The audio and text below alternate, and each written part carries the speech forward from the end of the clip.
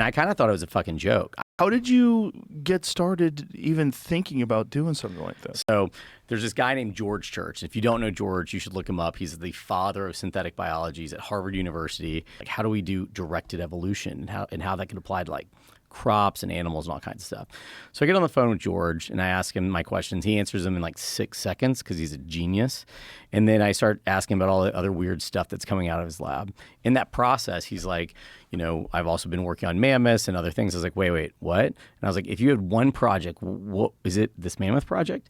And then he went down this whole path about how he'd bring back mammoths, reintroduce them to the Arctic, help the ecosystem, use those technologies for conservation, use those technologies for human healthcare. And I kind of thought it was a fucking joke. I literally thought that like the smartest man I've ever met and been on the phone with was a joke. Well, then I stayed up all night just Googling George, and there was this weird mammoth through line. Whether he was in 60 Minutes or, Stephen Colbert, whatever he's in, there was this weird mammoth through line where he was just obsessed with these mammoths, and everyone kind of wanted him to do this.